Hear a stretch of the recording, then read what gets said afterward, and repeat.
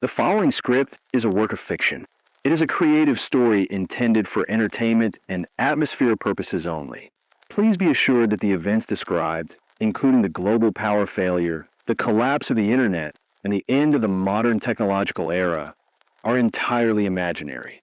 The world is not actually ending. There is no 100-year blackout occurring, and there is no real-life threat of a permanent power loss. This is a narrative exercise in storytelling and apocalypse world building. Good evening, everyone. Or perhaps I should say good morning or good afternoon. It is hard to keep track of the hours when the clocks on the walls have been frozen for years, and the only rhythm we have left is the slow, inevitable movement of the sun and the moon. This is Silas, broadcasting to you on the low-frequency band from a small, stone-walled room that used to be a storage closet, but now serves as the only voice for 300 miles. If you are hearing this, it means you've managed to keep your old transistor radio alive, or you spent your afternoon cranking a dynamo just to hear a human voice. Welcome to the quiet. Welcome to the Great Blackout. We are now well into the third year of what the scientists, back when there were scientists with working computers, called a permanent solar event. But to the rest of us, it's just the long dark. I want to tell you right now, before we get into the reports from the valley and the news from the coast, that the world hasn't ended. It has just changed its shape. It has become smaller, quieter, and in many ways, much more honest. We aren't disappearing. We are just learning how to live without the hum. I remember the day it happened. I think we all do. It wasn't a bang. It wasn't a war. It was just a flickering of the lights, a strange, beautiful aurora that danced in the sky, even in the middle of the day, and then nothing. The screens went black. The cars stopped in the middle of the highways. The endless, invisible web that connected every mind on this planet simply dissolved. We spent the first few months waiting for the fix. We sat in our dark living rooms, staring at our dead phones, waiting for a bar of signal that would never return. We thought it was a temporary glitch, a test of our patience. We didn't realize that the sun had finally decided to strip away the electronic skin we had grown over the earth. Now, 3 years later, the digital age feels like a dream someone told me a long time ago. It feels like a fairy tale about a world where people could talk to someone across the ocean but didn't know the name of the person living next door. I'm looking out my window right now. There is no light pollution. None. The sky is a deep, velvety black that is so thick you feel like you could reach out and touch it. And the stars. I never knew there were so many. Without the glare of the cities, the Milky Way looks like a river of silver fire. It's terrifying and beautiful all at once. It reminds you how small we are and how much noise we used to make just to keep from noticing the silence of the universe. Down in the valley, I can see the orange flickers of a few dozen campfires. That's the new skyline. No neon, no LED, just the oldest light known to man. Fire. It's strange how quickly we reverted. We went from quantum computing to wood gathering in the span of a single season. I have a report here that was brought to me by a traveler who came up the mountain on foot from what used to be the city of Seattle. He says the skyscrapers are still there, but they look like giant, broken teeth. People are living on the lower floors, using the rooftops to collect rainwater and growing vegetables in the middle of the old intersections. He said the most striking thing isn't the ruin, it's the sound. The cities used to roar. They used to vibrate with the sound of millions of engines and air conditioners. Now, you can hear the wind whistling through the elevator shaft from 3 blocks away. You can hear the sound of birds nesting in the lobbies of the big banks. Nature is taking it back, inch by inch, and it's doing it without a single sound of protest. Let's talk about the digital ghost. That's what the people in the camps are calling the phantom sensation of a phone vibrating in their pockets. We've been conditioned for so long to wait for a notification, a buzz, a ping, that our brains are still generating the signals. I see people sometimes sitting by the river, reaching for a pocket that isn't there, looking down at their empty hands as if they expect a screen to light up.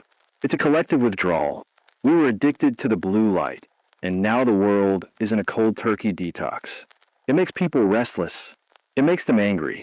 But eventually, that restlessness turns into something else. It turns into observation. You start to notice the way the light changes on the leaves. You start to hear the difference between a hungry bird and a territorial one. You start to realize that the world is much louder than the internet ever was. You just had to learn how to listen. I want to give some practical advice for those of you who are still struggling with the basics. We've had reports of people getting sick from eating old canned goods. Listen to me. If the can is bulging, even a little bit, throw it away. Do not risk it. We don't have hospitals with ventilators anymore. We don't have antibiotics that come in a plastic bottle from a pharmacy. Your health is your only real currency. If you're scavenging, look for salt. Salt is more valuable than gold right now. You need it to preserve meat, you need it to stay hydrated, and you need it to trade. If you find a stash of salt, hide it. Don't tell anyone where it is. It's the difference between surviving the winter and becoming part of the landscape. I've been thinking a lot about the great forgetting. There is so much information that we've lost. Not just the funny videos or the social media posts, but the how-to. We forgot how to build things with our hands. We forgot how to tell the time by the position of the sun. We forgot how to heal a wound with the plants growing in the backyard. I spent my afternoon reading an old book on masonry I found in a collapsed library. It took me 3 hours to understand how to mix mortar correctly. We used to just look these things up in 10 seconds. Now, knowledge is a physical weight. It's something you have to carry in your head, or it's gone. I want to encourage you. If you find a book, keep it. Don't burn it for warmth unless you've read it and taught someone else what's inside. Books are the only hard drives that don't need a power source. I have a letter here that was left at my door. It doesn't have a name, just a message. Silas, I miss the music. Not the live stuff, but the endless stream of it. I miss being able to hear any song ever written just by thinking about it. Now, the only music I have is my own whistling, and I'm not very good at it. But yesterday, someone in the camp found an old acoustic guitar with 3 strings. They played a version of an old song. I think it was something by the Beatles, and 40 people stood in the rain just to hear it. We all cried, not because it was sad, but because it was human. We forgot that we could make beauty ourselves. We thought we had to buy it. That's a powerful thought, isn't it? We thought we had to buy the beauty. We thought we needed a device to deliver the soul of another person to our ears. But the soul is still there. It's in the 3-string guitar, and it's in the whistling, and it's in the stories we tell each other around the fire at night. The blackout didn't take our creativity. It just removed the middleman. It forced us to become the performers again. If you have a voice, sing. If you have a story, tell it. Don't let the silence become a void. Fill it with yourself. I'm hearing some movement outside my door. It's probably the goats. They've become very bold since the fences lost their charge. Everything has become bold. The deer are coming into the gardens. The wolves are moving back into the suburbs.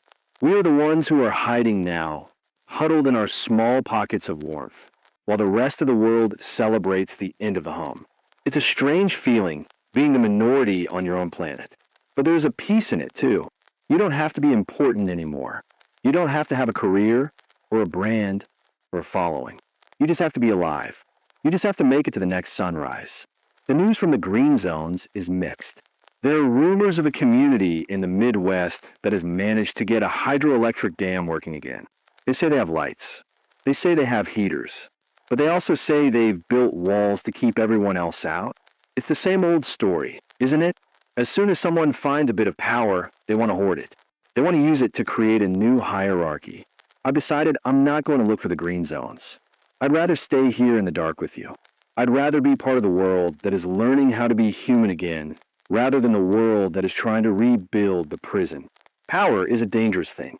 It makes you think you are better than the dirt. But the dirt is what feeds you now. I want to talk about the shadow people. These are the ones who couldn't handle the quiet. We see them sometimes wandering the roads, talking to devices that have been dead for years. They are waiting for a signal that will never come. They're the ghosts of the old world. If you encounter them, be kind. They aren't dangerous, they're just lost in a loop. They are the physical manifestation of what happens when you build your entire identity on a foundation of shifting electrons. They don't know who they are without a profile. We have to help them find their way back to the earth. We have to show them that a fire is better than a screen, and a conversation is better than a comment. I'm looking at the battery levels on my transmitter. I've been cranking this thing for 2 hours to get enough charge for this broadcast. My arms are sore and my back is aching, but it's a good kind of pain. It's a reminder that my voice is something I earned today. It wasn't just handed to me by a service provider. I work for these words. I think that's why everything feels more valuable now. A meal takes 6 hours to prepare. A journey takes 3 days to complete. A message takes a week to arrive. We are learning the true cost of things. We are learning that convenience was a lie that made us weak. Let's talk about the 100-year blackout name. Where did that come from? It was a prediction by a solar physicist named Dr. Erisback in the first month. He said the sun's magnetic field had undergone a fundamental shift and that the coronal shielding of the Earth wouldn't be able to handle modern electronics for at least a century. He said we were entering a new medieval period. People hated him for it. They called him a doomer. They said the engineers would find a way to shield the chips. But Dr. Eris was right. The chips are gone. The delicate architecture of our modern world was built for a sun that was quiet. The sun isn't quiet anymore. It's shouting, and its voice is louder than our entire civilization. So, we have 97 years left if the math holds. Most of us won't see the end of it. We are the bridge generation. We're the ones who have to remember the old world, but live in the new one. We have to teach the children how to read the stars, because they will never see a GPS. I have another report, this one from the coast of California. They say the ocean is coming back to life. Without the massive cargo ships and the sonar and the chemical runoff, the whales are coming right up to the shore. They say you can hear them singing from the cliffs at night. The water is clear for the first time in a century. The dolphins are playing in the ruins of the piers.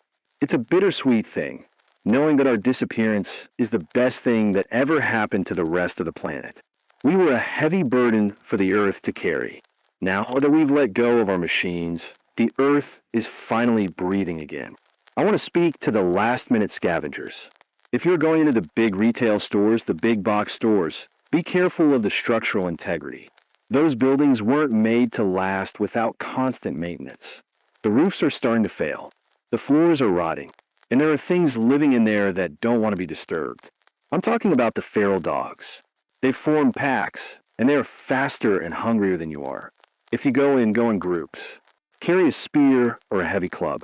Don't go in for toys or electronics. Go for the dry goods. Go for the seeds. Go for the tools that don't need a battery. If it's made of plastic, it's probably useless. If it's made of steel or wood, it's a treasure. I'm feeling the cold coming through the cracks in the stones. I've stuffed them with old newspapers. Ironically, papers from the week the power went out. The headlines are all about global markets in free fall and emergency measures enacted.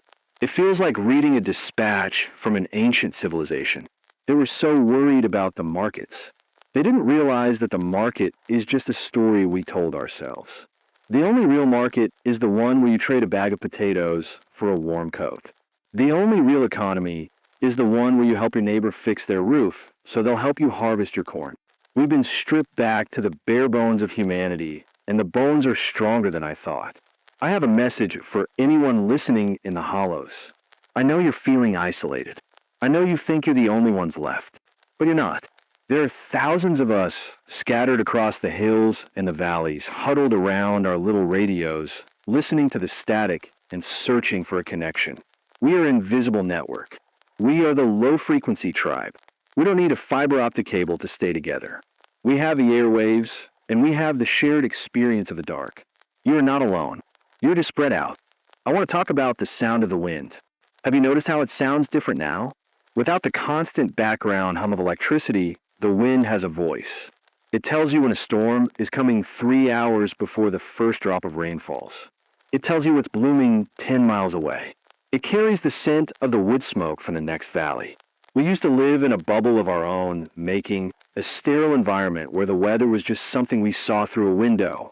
Now we are part of the weather. We are part of the season. If you're cold, it's because the earth is cold. If you are hungry, it's because the earth is resting. There's a profound symmetry in that. I'm looking at the digital archive I keep in my head. I try to remember the things that won't exist in 100 years. I try to remember the way a city looked from an airplane at night. I try to remember the sound of a dial-up modem. I try to remember the feeling of walking into a grocery store and seeing 50 different types of cereal. Why do I remember the cereal? I don't know. Maybe because it represents the peak of our absurdity. We had so much, and we appreciated so little. Now, if I find a single dried apple, it's a feast. If I find a clean cup of water, it's a luxury. We are learning the value of the unit. One apple, one cup, one day, one breath. The time is, well, the sun is just hitting the top of the pine tree outside my window, so I'd guess it's around 7 a.m. I'm going to stay on the air for a little longer. I'm going to read some names of people who are looking for their families. If you recognize a name, try to get a message to the next settlement. Word of mouth is our new internet. It's slow, it's biased, and it's prone to errors, but it's all we've got. Sarah Miller, looking for her brother David in the Oregon Territory. The Thompson family, safe in the Ozarks, waiting for their son Marcus. Elena Rossi, last seen in the ruins of Rome, looking for anyone from the university. These are the packets of our new network. These are the bits of data that actually matter. I'll keep reading them as they come in. I'll be your relay station. I'll be the voice that carries your heart across the mountains. I want to talk about the philosophy of the blackout. Some people say this is a curse. They say we are being punished for our hubris. But I think it's a gift. I think we were moving too fast. We were consuming the world and each other at a rate that couldn't be sustained. The blackout is a pause button. It's a chance to stop and look at what we've done. It's a chance to build something that lasts longer than a software update. We are the architects of the long resilience. We are building a world that can survive the sun. We are building a world that doesn't need a plug to stay alive. I'm hearing the wind pick up. It's whistling through the antenna I built out of copper wire and old coat hangers. It's a fragile thing, this broadcast. It's a thin thread of sound stretched across a vast, silent continent. But it's holding, as long as I can crank the dynamo. And as long as you can find the batteries, we are still connected. We are the resistance against the silence.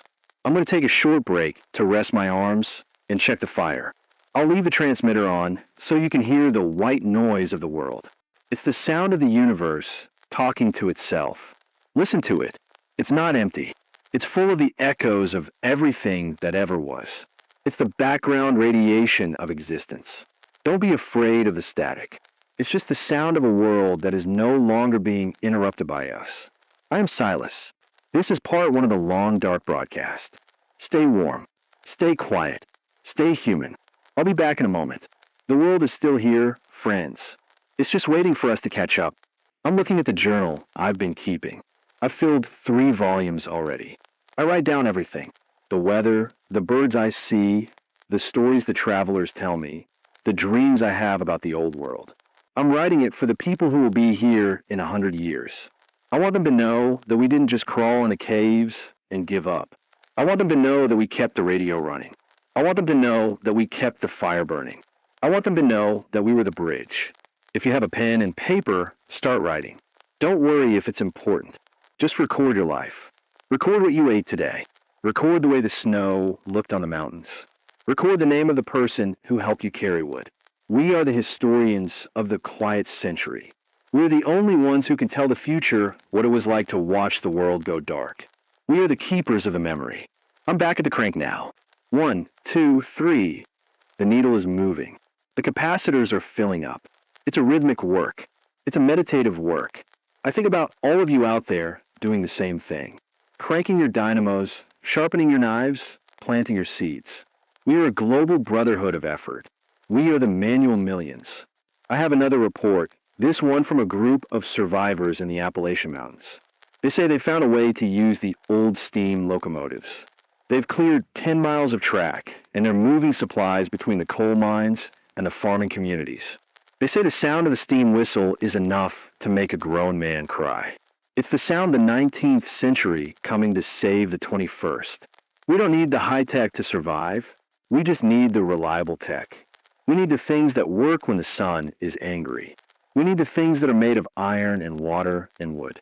I want to speak to the last generation, the ones who were born after the blackout. You are the true naturals. You don't have the phantom vibration in your pocket. You don't have the memory of the blue light. To you, the world has always been quiet. To you, the stars have always been bright. You're the hope of the 100-year blackout. You are the ones who will build the world that finally makes peace with the sun. Don't let the old people tell you that this is a broken world. It isn't broken. It's just simplified. It's a world that requires your full attention. It's a world that rewards your skills and your courage.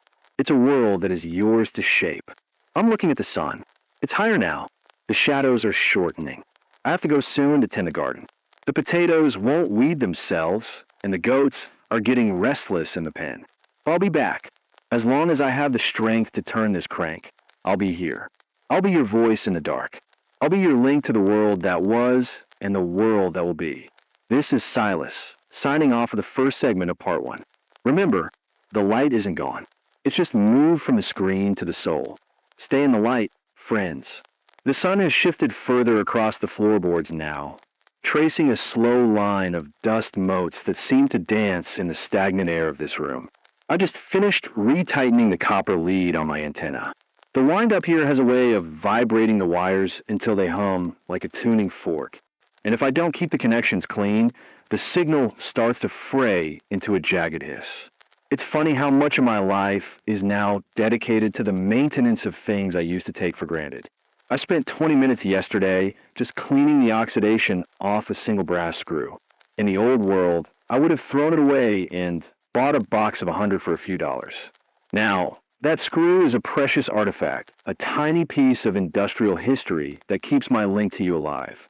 We are living in a world of finite resources where nothing new is being born from the factories and everything we have is slowly being reclaimed by the rust and the damp. I want to talk about this sea of silence that has swallowed the continents. Have you noticed how far you can hear now? Last night, the air was particularly still, and I could hear the rhythmic clanking of a blacksmith's hammer from the settlement in the lower basin. That's nearly 15 miles away. In the old world, that sound would have been buried under the roar of 1,000 engines, the whine of tires on asphalt, and the invisible vibration of a power grid. Now, the world has a different acoustic profile. You can hear a door slam 3 streets over. You can hear the crack of a dry branch in the woods from half a mile away. It changes the way you move. You become stealthy, almost without realizing it. You sort of walk on the balls of your feet. You listen before you speak. We've become a species of observers again. Always ears first. Try to interpret the language of a world that no longer has a volume knob. I received a dispatch this morning from a group of writers who are moving north toward the Great Lakes. They told me about the library of human memory. Since the internet vanished and books became the only stable source of information, a group of scholars and former teachers have started a project to ensure that knowledge isn't lost to the damp and the rats. They are assigning people to memorize entire books. One person is responsible for the history of the Roman Empire, another for basic metallurgy, another for medicinal botany. They call themselves the living hard drives. It's a tradition that goes back to the ancient world, back before we trusted paper or silicon to hold our thoughts. They believe that if the blackout really does last a century, the books will eventually rot away, and the only place where the truth will be safe is inside a human mind. If you're sitting there with nothing to do, pick up a book. Read it until the words are burned into your brain.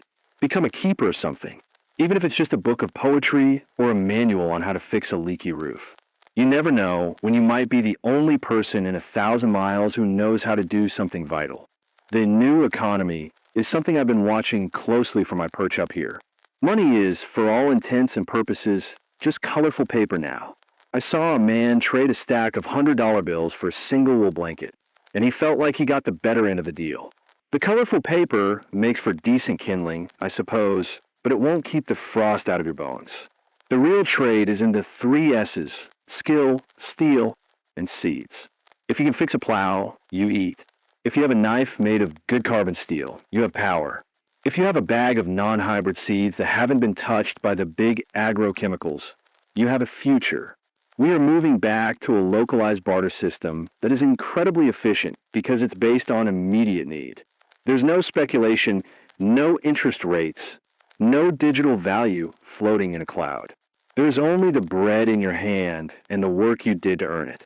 It's brutal, yes, but it's honest. You can't lie to a garden. You can't cheat a winter. I want to speak to the night watchers. These are the amateur astronomers who have taken the lenses out of old cameras and binoculars to build telescopes. They've been sending me data about the sun. They say the solar flares haven't stopped. If anything, they're getting more consistent.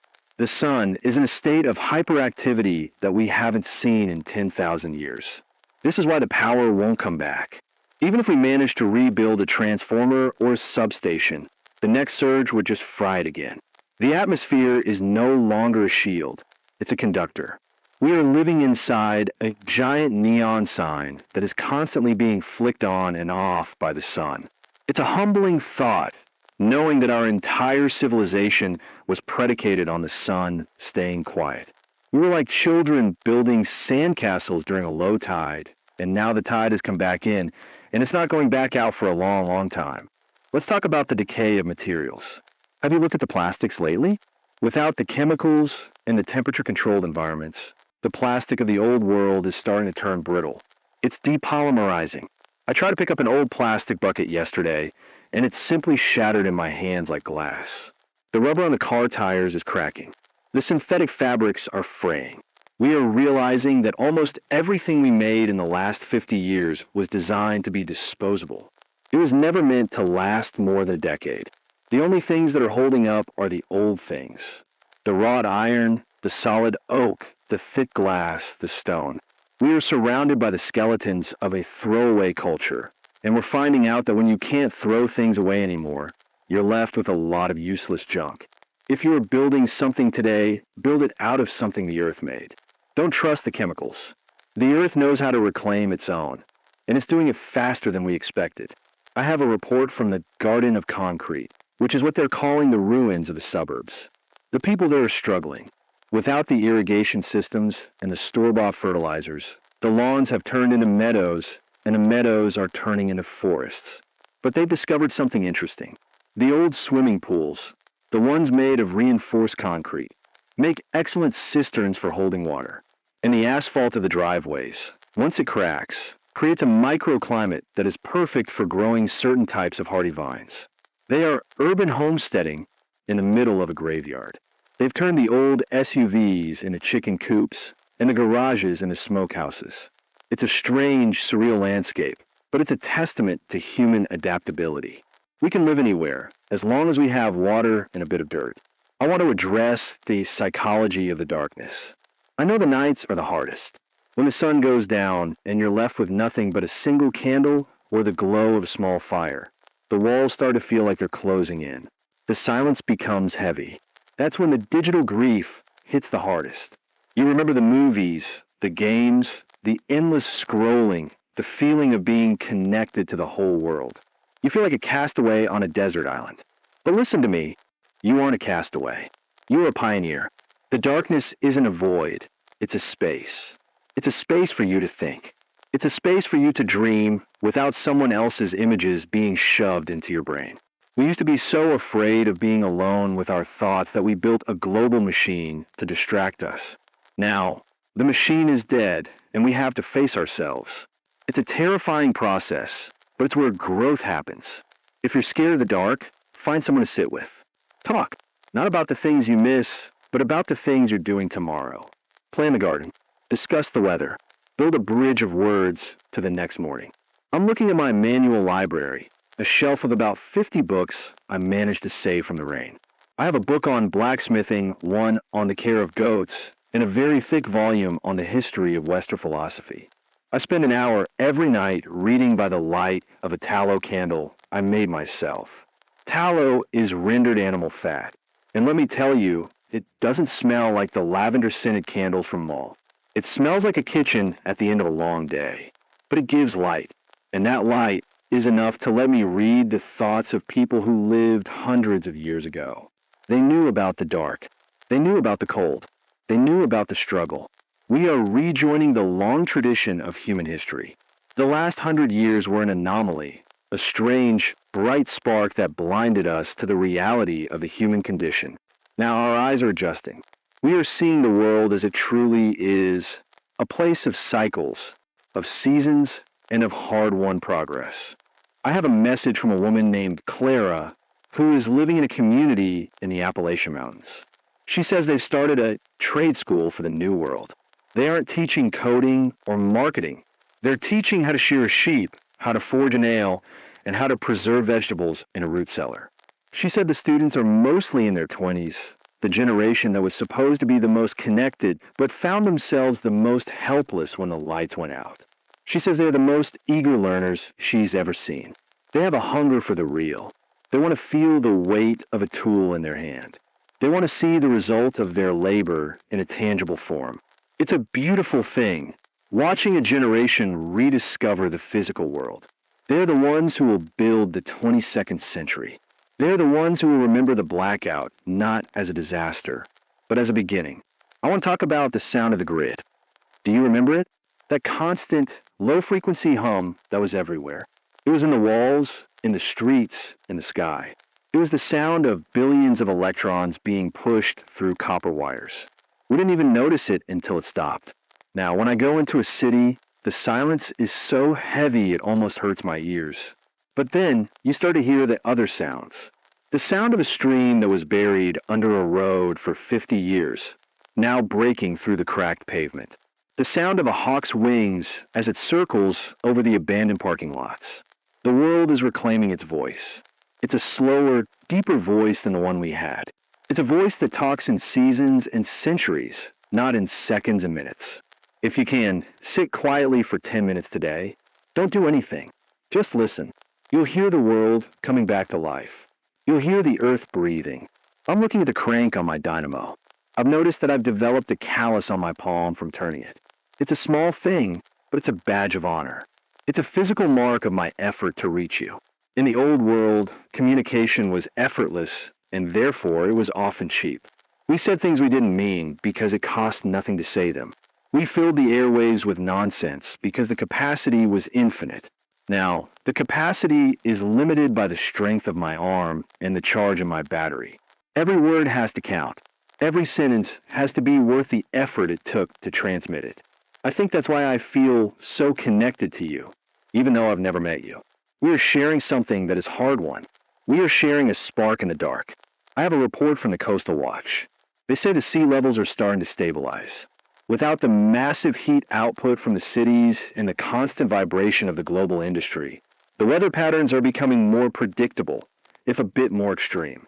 The storms are bigger, but they follow a rhythm. The seasons are more distinct. We are moving out of the chaos era and into the new stability. It's a stability that doesn't care about our comfort, but it's something we can plan for. We can learn when to plant and when to harvest. We can learn when to hunker down and when to move. We are becoming weather-wise again. We are learning how to read the clouds and the wind. We are no longer trying to control the world. We are learning how to dance with it. I want to speak to the last engineers, the ones who are still trying to find a way to fix the grid.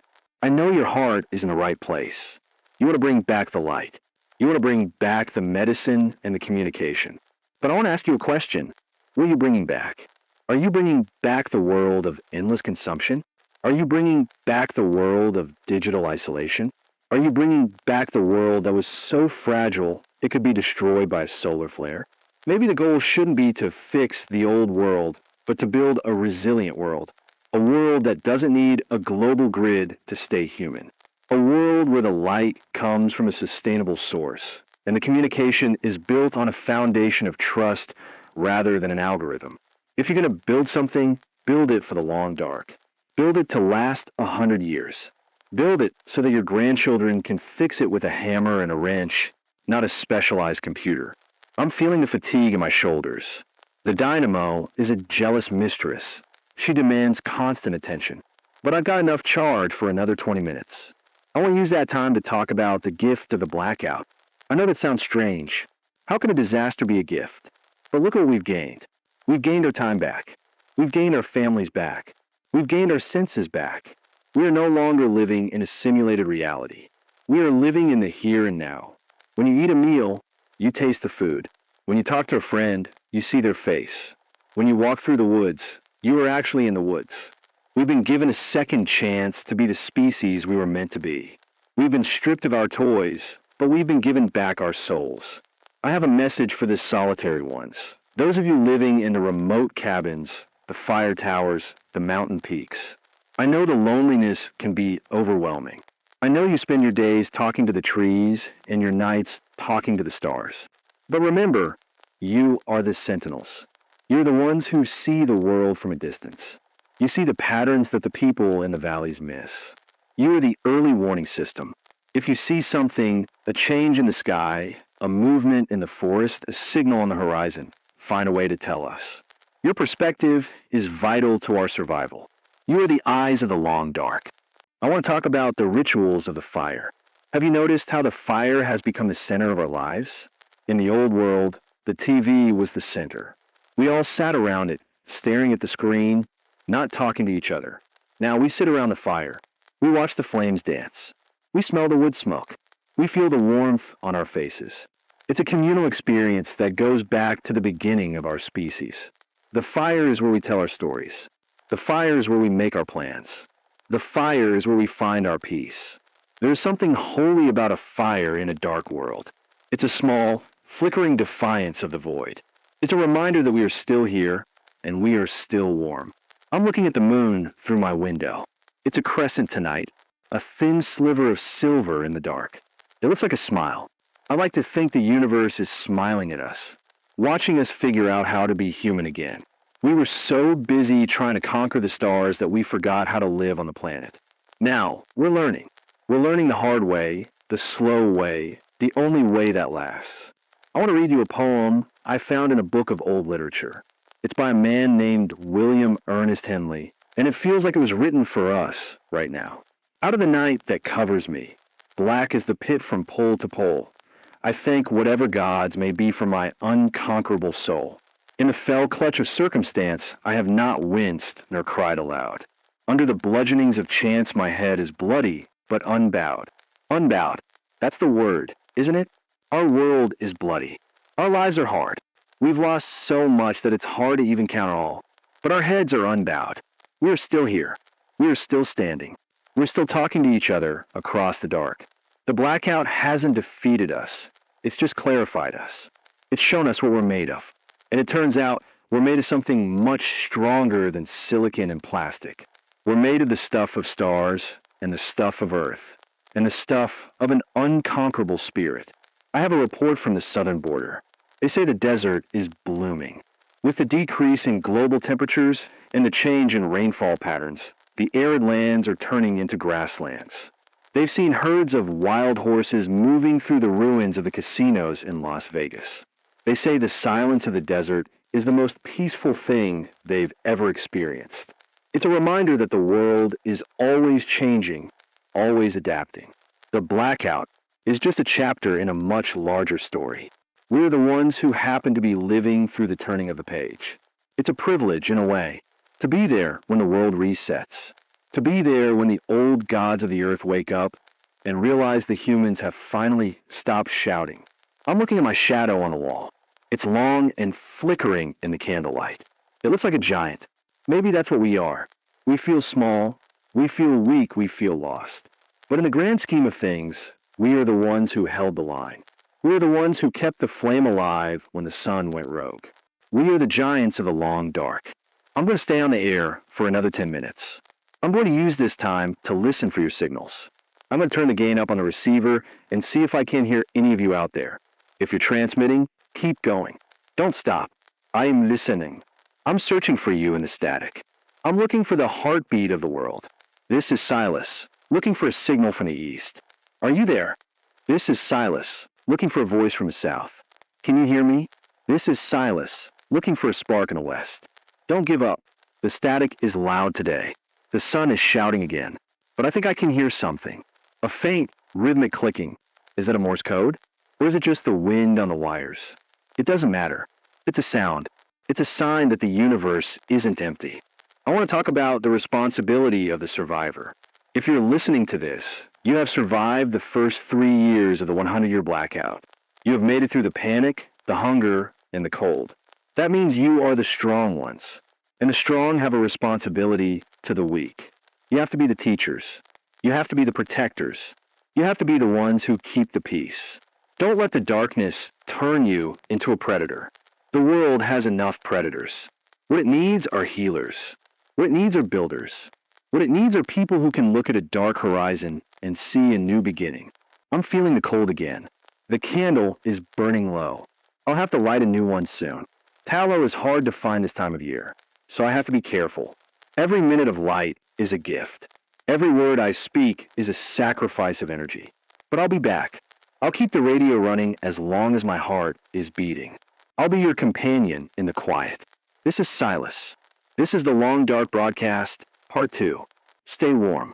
Stay patient. Stay human. The sun is high now. The work of the day is waiting. I'll see you at sunset. I've spent the last several hours looking at the iron bridge that spans the gorge about 2 miles from my station. From this distance, through a pair of old brass binoculars, I can see the rust blooming across the girders like a slow-moving orange disease. It is a sobering sight to realize that the great arteries of our civilization, the things we thought were permanent, are starting to crumble under the simple weight of neglect. Without the constant scraping, painting, and maintenance of the road crews, the salt from the air and the moisture from the storms are eating through the steel as if it were sugar. I saw a piece of the railing fall today, a heavy, jagged chunk of iron that plummeted into the white water below without a sound that reached my ears. It is a reminder that the world we built was never meant to stay standing on its own. It was a machine that required our constant, frantic attention just to keep from falling apart. Now that we've stopped, the earth is taking its tools back, melting our steel into the soil and reclaiming the paths we carved through the mountains. I want to talk about the great migration of the wild. Have you noticed how the animals have changed their patterns? I've seen herds of elk moving through the old residential neighborhoods, grazing on the overgrown ivy and the dormant ornamental grasses. They move with a quiet confidence that was missing just a few years ago. They no longer look for the glare of headlights or listen for the hum of an approaching engine. They're on the streets now. Even the birds seem to fly lower, as if the very air has become safer for them to inhabit. But it's not just the prey. The predators are coming back, too. I've heard the coyotes singing from the middle of the old shopping mall parking lot at night. It's a haunting, beautiful sound, a victory song echoing through the hollowed-out remains of a consumer paradise. We're the intruders in their world now, huddled in our stone rooms, watching through the cracks as the wild reclaims its throne. If you're traveling, you must remember that you are no longer the top of the food chain. Carry a heavy stick, keep your fire bright, and never walk the roads after the sun has touched the horizon. The world has grown teeth again, and it doesn't recognize our authority. I received a report from a writer who came from the South, a man who had spent the last year mapping the silicon graveyards. That's what they're calling the massive data centers and server farms that use to power the internet. He said he walked through a facility that was once the brain of a global social network. He described rows and rows of black, silent towers stretching into the darkness, covered in a fine layer of dust and spiderwebs. He found a room full of hard drives, millions of them, containing the photos, the secrets, the jokes, and the memories of an entire generation. And all of it, every bit of it, is utterly, completely inaccessible. It is a library of ghosts, a vault of information that requires a technology we no longer possess to unlock.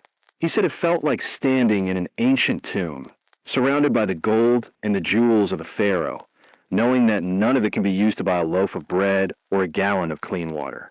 We are the first civilization in history to leave behind a legacy that is entirely invisible to the naked eye. If someone finds our ruins in 1,000 years, they'll find the concrete and the steel, but the information age will be a total blank. A century of human thought vanished because the sun decided to flicker. Let's talk about the medicine of a hedgerow. I know the fear that comes with a simple fever or a deep cut. In the old world, we didn't think twice about it. We had a pill for everything. Now, a scratch finger can be a death sentence if you aren't careful. But I've been seeing a resurgence of the old knowledge. I spent my morning with a woman from the valley who has been studying the old herbals. She showed me how to make a poultice from yarrow and plantain to stop bleeding and prevent infection. She showed me which bark can be boiled to soothe a cough and which roots can be used to bring down a fever. We are rediscovering the pharmacy that the Earth has been growing for us since the beginning. It's slow, it's imprecise, and it requires a patience that we've forgotten, but it's real. It's a medicine that doesn't need a factory or a supply chain. It just needs a keen eye and a respect for the seasons. If you have a healer in your community, treat them like a king. They're the only things standing between us and the return of the plagues. I want to speak to the children of the Blackout. There are kids out there now, 5 or 6 years old, who have no memory of the power. They've never seen a television. They've never played a video game. They've never seen a light turn on when they flick a switch. To them, the world is just the trees, the dirt, the fire, and the stories. I watched a group of them playing in the ruins of an old gas station yesterday. They weren't sad about what they'd lost because they never had it. They were building a fortress out of rusted hubcaps and old tires. They were happy. It made me realize that the tragedy of the Blackout is something that only exists in our minds. The minds of the people who remember the old world. To the new generation, this isn't an apocalypse. It's just the world. They are the ones who are truly adapted. They don't have the digital grief. They don't look at the sky and miss the satellites. They look at the sky and see the stars. We have a responsibility to these children. We have to make sure we don't pass our bitterness on to them. We have to teach them how to thrive in the world they have, not mourn the world we lost. I'm looking at the solar weather again. My receiver is picking up a lot of interference today, a crackling, popping sound that suggests another flare is hitting the upper atmosphere. It's a strange feeling being able to hear the sun. It sounds like a restless ocean, a constant churning of energy that is completely indifferent to our plight. Some of the elders in the camp have started calling the sun the Great Reset. They believe it's a living entity that decided we were getting too loud, too arrogant, and it simply pulled the plug to remind us who's in charge. It's a primitive way of looking at it, but in the dark, the primitive starts to make a lot of sense. We are at the mercy of celestial mechanics that we barely understand. We are passengers on a rock that is orbiting a giant, unpredictable explosion. The Blackout is a reminder of our vulnerability. It's a reminder that our technology was just a thin, fragile layer of insulation between us and the absolute power of the universe. I want to talk about the art of the manual. Have you noticed how much more difficult it is to do anything now? In the old world, everything was designed to be easy. We had machines to wash our clothes, machines to cook our food, machines to move us from place to place. Now every task is a physical struggle. To wash a shirt, you have to haul the water, heat the water over a fire, scrub the fabric by hand, and wring it out until your arms ache. It takes all day, but there's a satisfaction in that labor that I never felt before. When you wear that clean shirt, you know exactly what it cost you. You feel the value of the cleanliness. We've been returned to a world of true cost. Everything, every meal, every comfort, every word requires a direct expenditure of human energy. It makes you careful. It makes you deliberate. You don't waste things anymore because you know how much work it takes to replace them. It's a hard lesson, but it's a good one. It's a lesson that builds character and muscle. I have a report from the Iron Riders, the group of messengers who travel between the settlements on the old bicycles. They say the roads are getting harder to navigate. The asphalt is cracking, and the weeds are pushing through the fissures, creating a landscape of jagged gray islands in a sea of green. They say they've had to develop new skills, how to patch a tire with sap and scrap rubber, how to true a wheel with nothing but a pair of pliers and a steady hand. They are the new Pony Express, carrying letters and news across the ruins. They told me that they've seen signposts appearing along the roads, symbols carved into trees or painted on old billboards that give directions to water, shelter, or danger. It's a new language of the road, a secret code for the travelers of the long dark. If you're on the move, look for the marks. They are the footprints of a civilization that is learning how to navigate without a map. Let's talk about the silence of the sky. Do you remember the planes? The constant, white lines of condensation that used to cross the blue. The distant, low-frequency rumble that was always there, reminding us that someone, somewhere, was flying to a different city.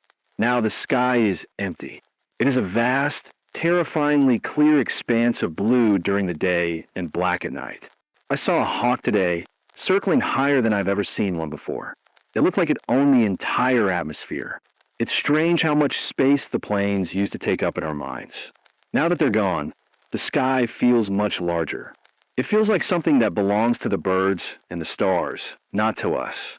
We've been grounded. We've been forced to stay where we are, to put down roots, to look at the ground beneath our feet instead of the horizon 5 miles above. It's a vertical shrinking of our world, but it's a horizontal expansion of our local reality. You know your square mile of Earth better than you ever knew the entire planet. I want to speak to the scavengers of silicon. I know there are still people out there digging through the ruins of the electronic stores, looking for working batteries or intact solar panels. I understand the drive. We want the power back. We want the light. But I've seen what happens when someone finds a working device. They become obsessed with it. They spend all their time trying to find a way to charge it, trying to get it to turn on, trying to see if there's anything left inside. It's like a drug. It pulls them away from the work of the day, the gardening, the wood splitting, the building. They're chasing a ghost. Even if you get it to turn on, what do you have? A glowing screen with no connection to anything. A digital photo of a world that's gone. A game you can play alone in the dark. Don't let the relics of the old world distract you from the reality of the new one. The real power is in the hammer, the hoe, and the hearth. The real light is in the fire and the sun. Everything else is just a distraction from the work of staying alive. I have a report from settlement in the high desert of Nevada. They say to silence out, there is absolute. They've moved into the old ghost towns that were built for the tourists, and they've found that the dry air has preserved the buildings perfectly. They are living in a museum of the 20th century. They use the old saloons for their town meetings and the old hotels for their sleeping quarters. They said the most difficult thing is the sound of the wind through the power lines. The lines are still there, thousands of miles of copper and aluminum stretching across the desert, but they carry no electricity. When the wind blows, they vibrate, creating a low, humming sound that sounds like the world is trying to wake up. They call it the sun song. It's a constant reminder of what's missing. But they've also found that the copper can be taken down and hammered into tools and jewelry, and even primitive plumbing. They are mining the infrastructure of the old world to build the new one. They are the true alchemists, turning the trash of the 21st century into the treasures of the 22nd. I want to talk about the philosophy of the wait. We are all waiting for something. Waiting for the sun to calm down. Waiting for the power to return. Waiting for the world to go back to normal. But the longer the blackout lasts, the more I realize that there is no normal to go back to. That world is gone. Even if the power came back tomorrow, the people we were are gone. We've seen too much. We've learned too much. We felt the weight of the dark and the cold. You can't just flip a switch and go back to being a person who doesn't know where their food comes from. We've been transformed. The wait isn't a period of standing still. It's a period of gestation. We are being remade into something more resilient, something more patient, something more human. Don't wait for the world to change. Change yourself to fit the world you have. That's the only way to survive the century. I'm looking at the candles I made yesterday. They are lumpy, uneven, and they smell like the forest, but they burn. I've realized that I prefer their light to the harsh glare of the old LED bulbs. The candlelight has a soul. It flickers with the movement of the air. It casts long, dancing shadows on the walls. It makes the room feel alive. In the old world, we tried to eliminate shadows. We wanted everything to be bright, sterile, and visible. We wanted to see every corner, every detail. But there is a beauty in the shadows. There is a mystery in the things you can't quite see. The blackout has returned the mystery to our lives. It has made the world feel large and unknown again. Every walk into the woods is an adventure. Every night is a journey into the dark. We've lost our clarity, but we've gained our imagination. I have a message for the keepers of the clock. I know there are people out there who are still trying to keep time. They win their old mechanical watches every day. They mark the days on the walls of their shelters. They try to keep the standard time of the old world. I want to ask you why. Time in the blackout isn't measured in minutes and seconds. It's measured in distance to the next meal, Days until the first frost, hours of sunlight left. The mechanical clock is a tool for a world of schedules and appointments. We don't have those anymore. We have the natural time. We eat when we're hungry. We sleep when it's dark. We work when the sun is out. The clock is just another machine that's trying to tell you how to live. Let run down. Listen to your body. Listen to the sun. You'll find that you have much more time than you thought you did when you were slave to a ticking hand. I'm hearing a strange sound coming from the radio receiver, a series of long, low-frequency pulses. It's not human. It's not the sun. It sounds like the Earth's song, the seismic vibrations of the planet itself. Without the constant noise of billions of machines, the Earth's own internal movements are becoming audible. It's a deep, grinding sound like two giant stones being rubbed together. It's a reminder that the planet is a living, moving thing. It's not just a platform for our civilization. It's an entity with its own rhythms and its own power. We were just guests on its surface, and it's finally having a chance to speak. Listen to the ground. It has more to tell you than the internet ever did. I want to speak to the last poets again. I've seen some of the things you've been writing on the walls of the abandoned buildings. I saw a poem yesterday, etched into the side of a rusted-out bus. It said, "The wires are cold, the screens are dead, the stars are bright above my head. I walked a mile to find friend, and found a world that has no end." That's the spirit we need. We need the people who can see the beauty in the ruin. We need the people who can turn the silence into a song. Don't stop writing. Don't stop painting. Don't stop making things just because they don't matter for survival. They matter more than anything. They're the things that make the survival worth it. They're the things that distinguish us from the elk and the wolves. We're the species that tells stories in the dark. I'm feeling the hunger in my stomach. It's time for me to go and prepare my evening meal. It'll be a simple stew, potatoes, onions, and some dried venison a traveler traded me for a few hours of radio time. It'll take me an hour to get the fire going and another hour to cook the food. But as I sit there in the dark, watching the steam rise from the pot, I'll be thinking of all of you. I'll be thinking of the thousands of fires burning across the continent. I'll be thinking of the millions of people who are learning how to be human again. We are a global community of the quiet. We are a brotherhood of the flame. I want to talk about the sound of the rain. Have you noticed how much louder it is now? Without the background hum of the world, the rain on a metal roof sounds like a drum corps. It's a magnificent, chaotic symphony. It tells you exactly how hard the wind is blowing, how fast the clouds are moving, and how much the earth is drinking. It's not just weather anymore. It's an event. You can't ignore it. You have to respect it. You have to listen to it. I've spent hours just sitting by the window, listening to the rain, feeling the rhythm of the planet. It's better than any music I ever downloaded. It's the original soundtrack of the world. I'm looking at the moon. It's a bit higher now, and the light is catching the edge of the rusted bridge. It looks like a silver thread in the dark. I think I'll stay here for a while, just watching the shadows. There's no rush. There's nowhere to be. There are no emails to answer, no calls to return, no deadlines to meet. There's only the here and the now. There's only the silence and the stars.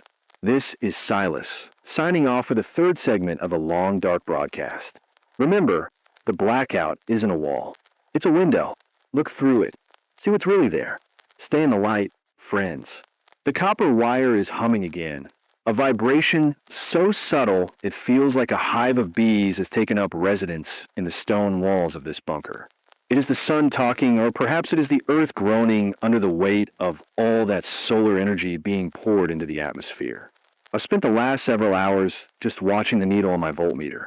It flickers with a life of its own, dancing to a rhythm that no human hand is conducting. We are deep enough into this blackout now that the machines we used to rely on are starting to feel like alien artifacts. I found an old circuit board in the dirt behind the station this morning.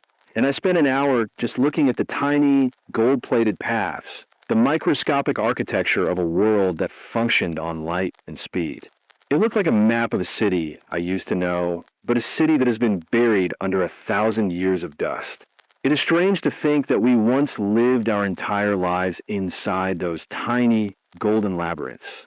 We thought we were the masters of the electron, but the sun reminded us that we were just tenants, and the rent has come due. I want to talk about the physical toll of the quiet. Have you noticed how your body has changed? I was looking at my reflection in a bucket of rainwater today, and I hardly recognized the man looking back. My shoulders are broader from the wood splitting. My hands are covered in scars and calluses that tell the story of every fire I've built and every roof I've patched. We are being remade by our labor. In the old world, our bodies were soft, protected by the machines that did the heavy lifting for us. Now we are the machines. We are the engines of our own survival. Every calorie we consume is a calculated investment in the next day's work. I saw a traveler last week who had walked all the way from the southern plains. He was thin, wire tough, with eyes that seemed to be constantly scanning the horizon for a change in the wind. He didn't talk much, but when he did, his voice was low and resonant, a sound that carried the weight of the miles he'd covered. He told me that people in the South have stopped measuring distance in miles. They measure it in days of water. It's a more honest way to look at the world. The geography hasn't changed, but our relationship to it has. The world has become massive again, a vast, unfolding mystery that requires every ounce of our strength to navigate. I received word through the Whisper Network, the chain of travelers and signal fires, that there's a group in the old suburbs of Denver trying to recreate a digital echo. They've managed to scavenge enough old laptop batteries and hand crank generators to power up a single, isolated local network. They aren't connected to the world, of course, but they've created a library of digital files they managed to save. They have movies, they have books, they have pictures of the world before the dark. They call it the Museum of the Screen. People travel for days just to sit in a dark room and watch a flickering image of a busy street or a crowded beach. They say it's a religious experience, seeing the light and the movement of a world that felt so permanent. But I wonder if it's healthy. I wonder if staring at the ghosts of the past makes it harder to live in the reality of the present. We are the bridge generation, and the hardest part of being a bridge is knowing which side to keep your eyes on. If we spend all our time looking back at the lights, we're going to trip over the roots in the dark. Let's talk about the steel vineyards. That's what the travelers are calling the old power lines that stretch across the continent. Thousands of miles of copper and aluminum, suspended by towers that are slowly being consumed by the rust. People have started harvesting the lines. They climb the towers with scavenged tools, risking their lives to bring down the wire. They use the copper for everything, to make jewelry, to trade for food, to build better antennas for their radios. The infrastructure of the old world has become the raw material for the new one. I saw a woman in the valley wearing a necklace made of twisted copper from a high-tension line. She said it was her connection to the sun. It's a strange kind of alchemy, taking the veins of a dead civilization and turning them into the ornaments of a living one. We are mining our own history, stripping the corpse of the 20th century to keep ourselves warm in the 21st. I want to speak to the last librarians. I know you're out there in the basements of the universities and the back rooms of the town halls. You're fighting a war against the damp and the rats. I heard of a man in Vermont who has dedicated his life to preserving a collection of technical manuals. He has books on how to build a steam engine, how to refine oil, how to perform basic surgery without a computer. He keeps them in airtight boxes he made out of scavenged plastic and wax. He calls himself the curator of the how. He understands that if we lose the how, we lose everything. We can survive without the why for a century, but if we forget how to make a clean well or how to forge a tool, the blackout won't last 100 years. It will last forever. If you're near a library, go inside. Don't look for the novels or the poetry first. Look for the encyclopedias. Look for the manuals. Look for the books that explain the physical world. We are the keepers of the flame, and the flame needs the oxygen of knowledge to stay bright. The solar storm is intensifying. I can see it in the aurora tonight. It isn't just a faint green glow anymore. It's a violent, pulsing curtain of red and violet that spans the entire northern sky. It's so bright that I don't even need a candle to see the dial on my radio. It's a celestial fire, a reminder that the sun is in a state of fury. Some of the travelers say the aurora has a sound, a low, crackling static that you can hear if you stand in a high place away from the wind. I tried it last night, standing on the ridge behind the station. I closed my eyes and listened, and for a moment I thought I heard it. A faint, rhythmic popping like the sound of distant fire. It's the sound of the atmosphere being bombarded by particles. It's the sound of the world being retuned. We're living inside a giant, cosmic instrument, and the sun is the one playing the keys. It makes you feel very small and very temporary. I want to talk about the lost art of waiting. Do you remember how impatient we used to be? We hated waiting 10 seconds for a web page to load. We hated waiting 5 minutes for a coffee. We hated waiting a day for a package. Now, waiting is the primary occupation of humanity. We wait for the sun to rise. We wait for the rain to stop. We wait for the crops to grow. We wait for a traveler to bring news from the next town. We've had to reclaim our patience. We've had to learn how to sit still and watch the shadows move across the wall. It's a meditative state that we've been forced into. At first, it felt like a prison, but now, it feels like a sanctuary. When you stop rushing, you start seeing. You notice the way the light changes the color of the moss. You notice the different patterns in the bird calls. You notice the thoughts in your own head that were always drowned out by the noise of the old world. The blackout has given us back our time by making it move so much slower.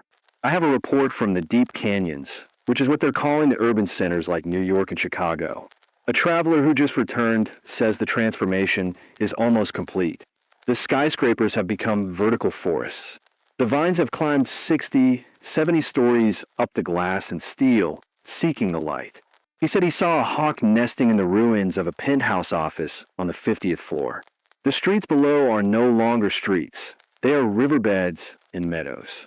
The animals have moved back in force. He saw a pack of wolves hunting a deer in the middle of Times Square. There are no lights, no screens, no tourists. Just the silence of the ruins and the sound of the hunt. He said it was the most peaceful thing he'd ever seen. It was the world finally being at rest. We spent so much energy trying to keep nature out of our cities, but as soon as we stopped, it moved back in like it had never been gone. We are the ones who are out of place, not the trees. Let's talk about inherited knowledge. I'm seeing a lot of parents teaching their children things they haven't thought about in 20 years. How to tie a knot, how to sharpen a knife, how to read the clouds. In the old world, we delegated all of that to the internet. We didn't need to know anything because we could always look it up. Now, your value as a human being is directly tied to what you have in your head. I saw a boy of 10 yesterday who could identify every edible plant in the valley. He knew which roots would settle a stomach and which leaves would clean a wound. He was a walking encyclopedia of survival. He'll never see a classroom and he'll never take a test, but he's smarter than I was at his age.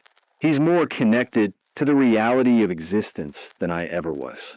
We are building a generation of pragmatists, children who understand that the world is a physical place with physical rules. They're the ones who will survive the 100-year blackout. They're the ones who will build the new foundation. I want to speak to the solitary watchers. I know the isolation is starting to weigh on you. I know you look at the horizon and wonder if you're the only person left who still remembers the sound of a dial-up modem or the smell of a new car. You feel like a ghost in a world of shadows. But listen to me. You are the memory bearers. Your job is to remember the old world so that it isn't completely erased. Not because we want to go back. We can't, but because we need to know where we came from. We need to know that we were once capable of incredible things, even if those things were ultimately fragile. If you were alone, talk to the walls. Tell them about the cities. Tell them about the oceans. Tell them about the music. Keep the words alive. If you say them out loud, they stay in the air. They become part of the atmosphere of the blackout. I have a report from the coastal enclaves. They say the ocean is becoming a stranger place every day. Without the constant churning of the massive ship engines and the sonar, the deep-sea creatures are coming to the surface. They've seen bioluminescent fish in the shallows that they've never seen before. They've heard sounds coming from the water that defy explanation. Long, mournful groans that vibrate through the hulls of the old wooden boats. It's as if the sea is waking up from a long, drugged sleep. The water is clear, blue, and full of life that doesn't recognize us anymore. We used to be the masters of the waves. Now, we're just spectators on the shore, watching as the ancient rhythms of the deep reassert themselves. The ocean doesn't miss us. It doesn't miss our oil or our plastic or our noise. It's doing just fine without us. Let's talk about the value of paper and ink. Have you noticed how rare it's becoming? We used up all the notebooks and the printer paper in the first few years. Now, if you want to write something down, you have to be careful. People are making their own paper out of wood pulp and old rags. They're making ink out of soot and berry juice. I saw a letter written on the back of a flattened cereal box yesterday. It was a beautiful piece of calligraphy, a poem about the first snowfall. It made me realize that when the medium is scarce, the message becomes more important. We used to waste 1 billion words a day on things that didn't matter. Now, if you're going to spend the time to make the paper and the ink, you're going to make sure that what you write is worth reading. We are returning to the age of the illuminated manuscript. We are making art out of our necessity. I'm feeling the cold creeping into the bunker. The stone walls are good for shielding the radio from the sun's interference, but they don't hold the heat very well. I have a small wood stove in the corner, and I've been feeding it scraps of old office furniture I scavenged from the town below. It's a strange feeling, burning a mahogany desk to keep my fingers warm enough to tune the radio. It feels like I'm burning the 20th century, one drawer at a time. But the heat is real, and the warmth is what matters. The desk was just a symbol of a world of meetings and memos. The fire is a symbol of survival. I think I know which one is more important now. I want to talk about the philosophy of the spark. We are all looking for a big light, a global restoration of the power. But the world isn't going to be saved by a big light. It's going to be saved by 1 million small sparks. The spark of a fire in a dark room. The spark of an idea in a child's head. The spark of a conversation between two strangers on the road. The spark of a radio signal reaching across a mountain range. These sparks are what keep the darkness at bay. They're the proof that we haven't been extinguished. We're the spark keepers. Our job isn't to fix the sun. It's to keep the fire going until the sun decides to be quiet again. It's a humble job, but it's the most important one on the planet right now. I have a message from a woman named Elena, who is living in a community in the ruins of an old university. She says they've started a handwritten newspaper. They write out the news of the week on a large sheet of homemade paper and pin it to the door of the old library. People come from miles away just to read it. She said the most popular section isn't the news or the weather. It's the memory section. People write down descriptions of things they miss. The smell of a subway station, the sound of a crowded stadium, the taste of an orange from the other side of the world. It's a way of processing the grief, but it's also a way of keeping the history alive. We are the archivists of the ordinary. We are the ones who remember the things that weren't important enough to be in the history books, but were the most important parts of being alive. I'm looking at the crank on my dynamo. I've had to grease the gears with animal fat to keep them from seizing up in the cold. It smells a bit right, but it works. It's another reminder of the shift from the clean tech to the grease tech. We are living in a world of friction and oil and muscle. It's a world that requires you to get your hands dirty. You can't be a spectator anymore. You have to be a participant. If you want light, you have to crank the handle. If you want heat, you have to chop the wood. If you want food, you have to dig the dirt. It's a high participation world, and it's making us stronger. It's making us more connected to the mechanics of existence. I want to speak to the radio tribes. I know you're out there, building your own transmitters out of scavenged parts, trying to find a voice in the static. I hear you sometimes faint, crackling voices in the middle of the night, speaking in codes and fragments. You are the electronic underground. You are the ones who are keeping the spirit of the airways alive. Don't stop. Even if no one answers, keep transmitting. You are filling the silence with human intention. You are a reminder that the world is still inhabited. We are the ghosts in the machine, but the machine is one we built with our own hands out of the wreckage of the old one. I'm hearing a new sound on the receiver, a rhythmic, pulsing static that sounds like a heartbeat. I think it's a pulsar, a rotating star from the deep reaches of the galaxy. Without the interference of the global grid, our radios are picking up the music of the spheres. We are listening to the heartbeat of the universe. It's a cold, distant, and indifferent sound. but it's also a reminder of the scale of things. Our 100-year blackout is just a blink of an eye to a pulsar. Our entire civilization is just a flicker in the dark.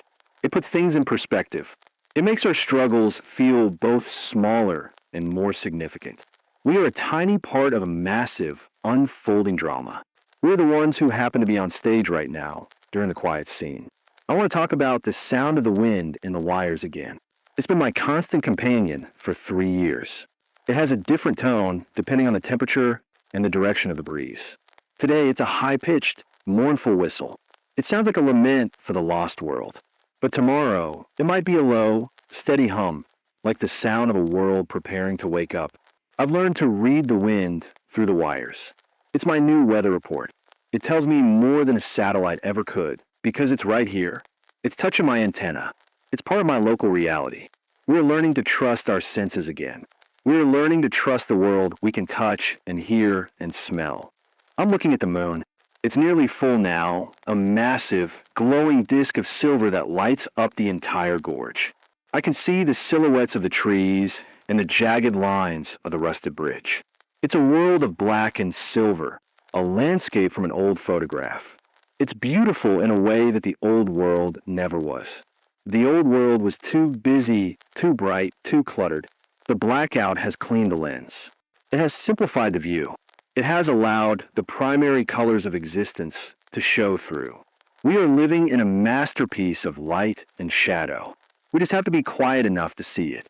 I have a report from a group of survivors in the desert Southwest. They say they found a way to use the old solar thermal plants. Not to make electricity. The chips for the inverters are all fried, but to make heat. They use the giant mirrors to focus the sun into a central point, creating a furnace that can melt iron and glass. They're using the sun's own fury to build the tools they need to survive the blackout. It's a beautiful irony. The sun destroyed their technology, and now they're using the sun to create a new one. They are the children of the mirror. They are the ones who have made peace with the star that blinded us. I want to speak to the keepers of the old names. I know you're still calling the places by their old names, New York, London, Paris, but those names are starting to lose their meaning. They're names for things that don't exist in the way they used to.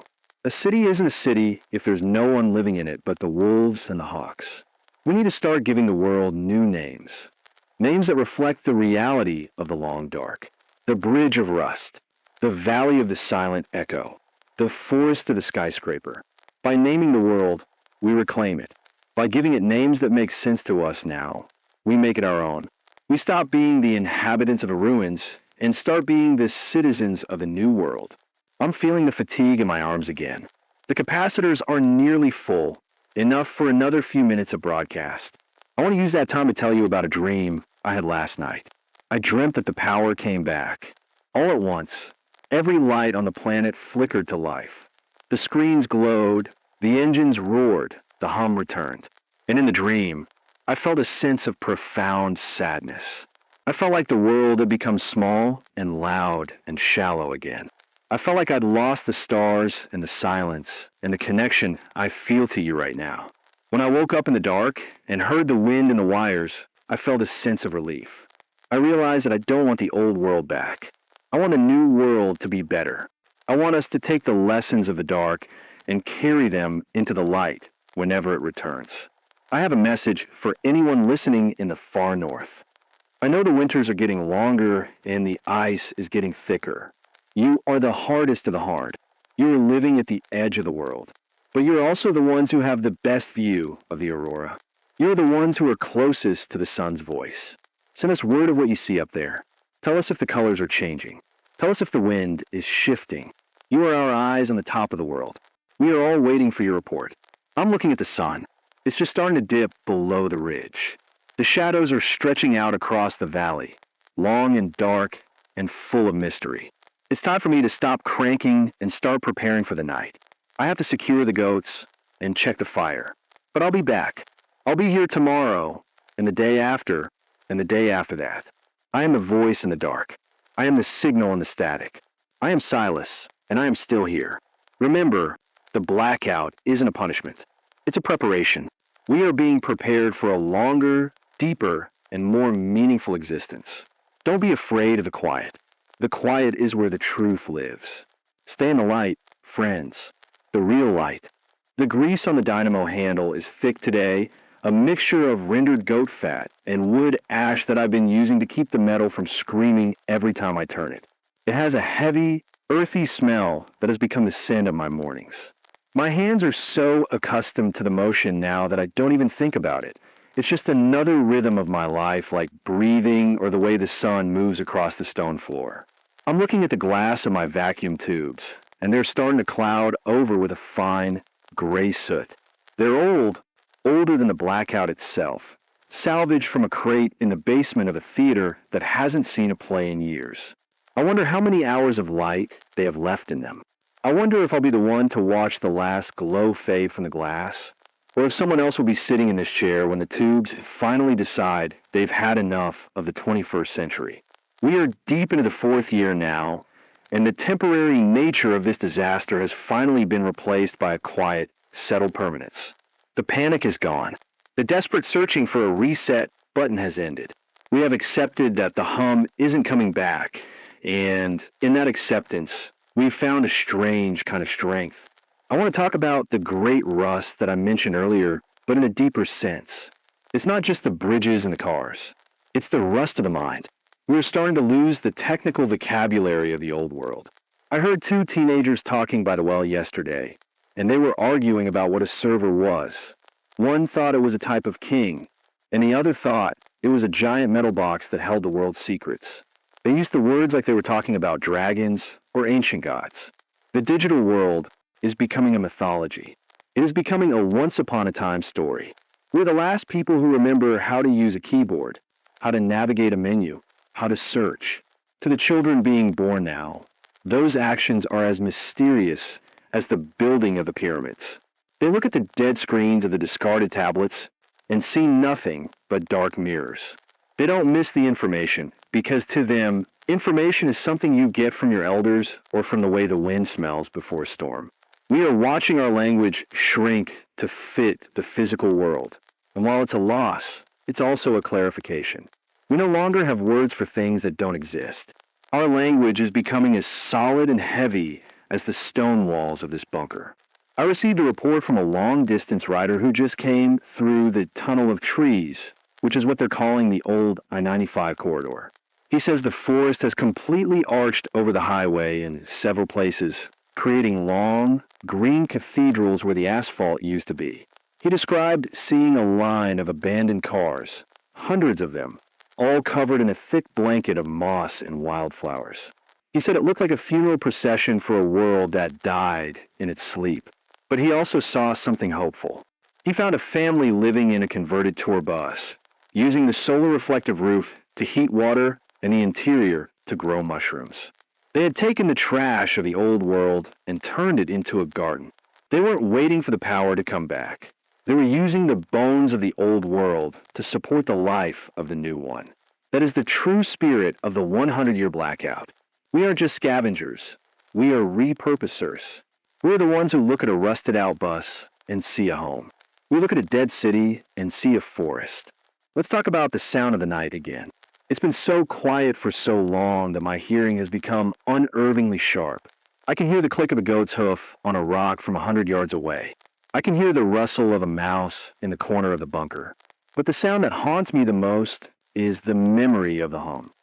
Sometimes, in that dead quiet hour before dawn, I think I can hear it. A low, vibrating buzz that seems to come from the air itself. It's a phantom sound, a ghost of the electricity that used to surround us. I've talked to others who hear it too. We call it the echo of the grid. It's our brains trying to find the signal that isn't there. It's a reminder of how deeply we were integrated with the machines. We weren't just using the power, we were living inside it. Now that we're outside, we feel naked. We feel exposed. We feel the weight of the atmosphere in a way we never did before. But that sensitivity is also a gift. It makes us aware of the world in a way that is almost animalistic. We are regaining our instincts. We are learning how to feel the energy of the earth and the sun without the middleman of a wire. I want to speak to the last engineers one more time. I know you're still working on your steampunks and your windmills. I saw a man in the valley who had built a massive vertical axis wind turbine out of old corrugated roofing and bicycle chains. It didn't make electricity. He didn't have any working magnets or copper wire long enough. But it was connected to a series of gears that turn a millstone. He was grinding corn using nothing but the wind and the scrap metal of the 20th century. He had a smile on his face that was brighter than any LED bulb. He told me, "Silas, I'm not making power. I'm making bread." That's the shift we need. We need to stop trying to recreate the digital and start perfecting the mechanical. The future isn't going to be built on silicon. It's going to be built on gears, levers, and pulleys. It's going to be a world of visible mechanics. If something breaks, you can see why it broke, and you can fix it with a hammer. There is a deep, fundamental security in a world where you can understand the things that keep you alive. I have a report from the coastal enclaves in the Northeast. They say the winter storms have become so powerful that they are reshaping the coastline. The old sea walls, the ones we built with so much confidence, are being shattered by the ice and waves. The ocean is reclaiming the lowlands. But they've also found that the Great Blackout has brought back the fish in numbers that haven't been seen since the 1800s. Without the massive trawlers and the constant noise of the shipping lanes, the cod and the haddock are returning to the shallows. The people there are becoming maritime pioneers. They are building wooden boats by hand, using the old designs from the age of sail. They are learning the language of the tides and the music of the wind. They said the most beautiful thing is watching a sunset from the deck of a boat with no engine, no GPS, and no radio, just the sound of the water against the hull. It's a return to the original scale of the world.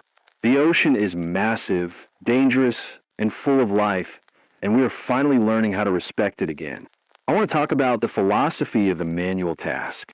I spent 3 hours yesterday just sharpening an axe. I use a whetstone and a bit of oil, moving the blade in slow, rhythmic circles. It was the most peaceful 3 hours I've had in weeks. In the old world, I would have used an electric grinder and been done in 2 minutes. But I wouldn't have known the axe. I wouldn't have felt the steel becoming thinner, sharper, more alive. I wouldn't have understood the relationship between my own strength and the edge of the tool. There is a spirituality in slowness that we were denied by the modern world. We were so obsessed with the output that we completely ignored the process. Now, the process is everything. The way you plant a seed, the way you build a fire, the way you tune a radio. These are the rituals that define our lives. They're the things that keep us grounded. They're the things that prevent us from becoming the shadow people who are still waiting for a signal. If you have a task today, do it slowly. Do it with your full attention. Feel the weight of the world in your hands. I'm looking at the solar forecast through my receiver. The sun is in a period of high turbulence. The crackling on the frequency is like the sound of forest fire. It's a chaotic, beautiful noise. It reminds me that we are living in the shadow of a star. We used to think the sun was just a light in the sky, a background character in the drama of our lives. Now, we know it's the lead actor. It's the one who decides when we talk, when we work, and when we go dark. We've developed a solar religion of sorts, not out of superstition, but out of observation. We watch the sunspots the way we used to watch the stock market. We read the mood of the star to decide if it's a good day to travel or if we should stay close to the bunker. We are in a dialogue with the heavens. It's a conversation that has been going on for millions of years, and we're just now learning the vocabulary. I have a message for anyone listening in the Great Plains. I know the wind is your constant companion out there. It never stops, does it? It whistles through the rusted skeletons of the old wind turbines and the empty shells of the silos. But I heard that you've started to use the wind to communicate. You've built wind harps and sound towers that can be heard for miles. You're using the geography and the atmosphere to create a natural network. It's a beautiful thought, a continent where the news travels on the breeze, literally. Tell us about your wind stories. Tell us what the air is saying in the middle of the country. We are all ears. We are all waiting for the breath of the world to reach us. I want to speak to the keepers of the analog archive. I know you're still trying to save the vinyl records and the old cassette tapes. I heard of a woman in Ohio who has a collection of 10,000 records, and she spent her days cleaning them with distilled water and a soft brush. She doesn't have a way to play them all. Her hand-cranked turntable is slow and the needle is getting dull, but she says she's saving the vibration. She believes that the music is still in the grooves, even if no one is listening. She believes that as long as the physical object exists, the art is safe. I think she's right. We are the curators of the physical. We are the ones who understand that data isn't real, but matter is. A digital file can be erased by a solar flare, but a scratch on a piece of vinyl is a permanent record of a human moment. Keep your records. Keep your tapes. Keep your books. They are this solid state of our humanity. I'm looking at the digital ghost in my own head. I found myself trying to double tap a photo in an old magazine yesterday to see if it would like it. I felt a surge of embarrassment, even though there was no one there to see me. It's a reminder of how deeply the machine logic is buried in our brains. We have been programmed by the interface. We have to deprogram ourselves. We have to learn how to interact with the world without the feedback loop. The world doesn't give you a like when you grow a good potato. It doesn't give you a follow when you fix a leaky roof. The reward is the potato. The reward is the dry floor. We have to move from validation to utility. We have to find our satisfaction in the real rather than the virtual. It's a hard transition, especially for those of us who grew up with the blue light. But once you make it, the world becomes a much more stable place. You aren't chasing a ghost anymore.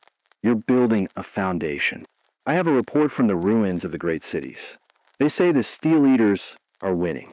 That's what they're calling the bacteria and the fungi that have adapted to consume the synthetic materials of the old world. They are eating the plastic insulation off the wires. They're breaking down the rubber on the tires. And they're even starting to dissolve the modern concrete. The world we built was biodegradable in ways we didn't intend. It's as if the Earth has decided to speed up the recycling process. In another 50 years, there won't be much left of our plastic age. We'll be left with the things that the Earth couldn't eat, the glass, the stone, and the high-grade steel. We are being filtered by nature. Only the strongest materials will survive the 100-year blackout. And maybe that's for the best. We'll be left with a world that is durable, honest, and easy to understand. I want to talk about the responsibility of the voice. I know I'm just one man in a stone closet talking into a piece of wire and some old vacuum tubes. But I feel the weight of your ears. I know that for some of you, this broadcast is the only thing that keeps the quiet from becoming too heavy. I feel like I'm holding a thin, glowing thread that connects 1,000 dark rooms. It's a sacred trust. I have to be careful with my words. I have to be honest about the struggle, but I also have to be stubborn about the hope. We aren't just surviving, we are preserving. We are the bridge between the world that was and the world that will be. We have to make sure that the people on the other side of this century know that we didn't give up. We didn't let the darkness take our minds. We kept the radio running. We kept the fire burning. We kept the humanity alive. I'm feeling the manual fatigue in my forearms. The dynamo handle is getting harder to turn. The capacitors are leaking their charge faster than I can fill them. I have maybe 10 minutes of signal left before the tubes go dark for the night. I want to use that time to tell you a story. It's a story I heard from a traveler who came from the far north. He said he saw a village where they had built a giant sundial in the middle of the old town square. Not a sundial to tell the hour, but a sundial to tell the year. They had marked the position of a shadow on the winter solstice for every year since the blackout began. He said they had 4 marks already, carved deep into the stone. They called it the clock of the long dark. They said they were going to keep carving until they reached 100 marks. They said they wanted their children and their grandchildren to see how far they'd come. They said they wanted to turn the wait into a journey. That's the vision we need. We aren't waiting for the light to come back.